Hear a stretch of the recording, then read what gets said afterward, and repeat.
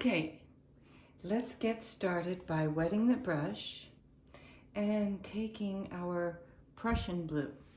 And we'll dip into the Prussian blue and get dripping wet. And then starting at the top of the page and stroking downwards, back and forth. And you can see that we can get a little more water on our brush as we go.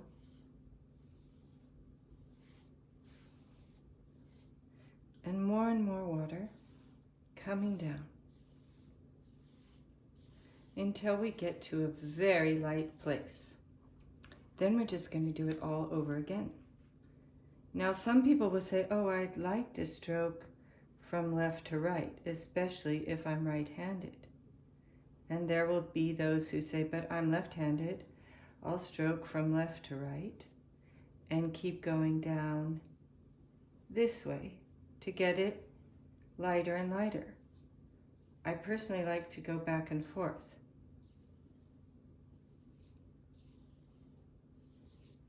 And again, if you run out of paint, you can get some more water. But see how that made it a little bit darker than above. And we're trying to go from dark to light.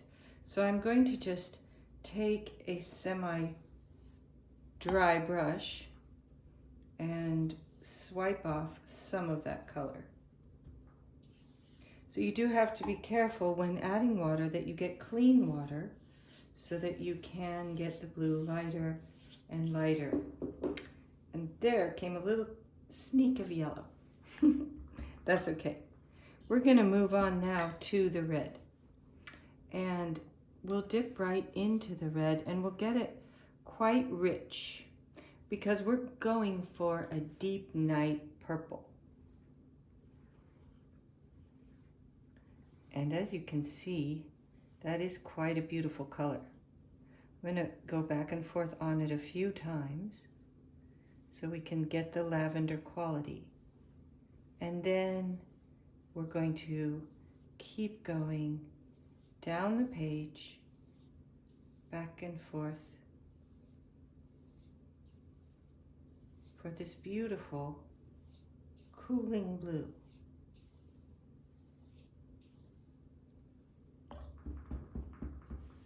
And when we get to the very bottom of our page here, where it's very light, let's do the same thing right up from the bottom. So we'll start by getting a lot of blue, maybe even a richer blue than we had at the top. And we'll stroke this blue right up.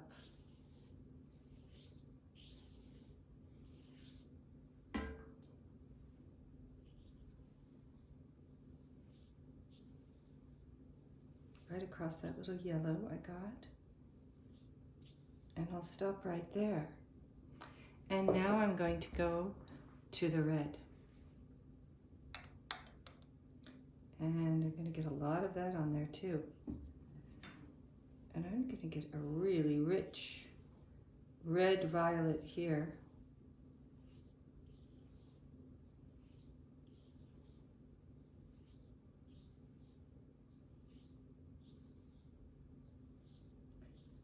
And I'll just keep working my way up.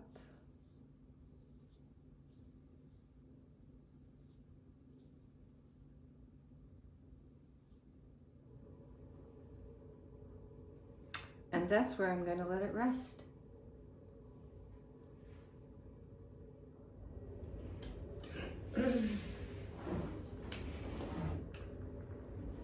So in this simple color exercise, which would be appropriate for second graders or anyone who is trying to learn how to shade, I've shown how you go from dark to light, from above to below, and also from below going from dark to light. And then there is this meeting in the center where it's light. And you can see that my painting is dripping now, which is creating a really kind of lovely effect down below. which I could go on, now that I've created this, and make some beautiful winter scene.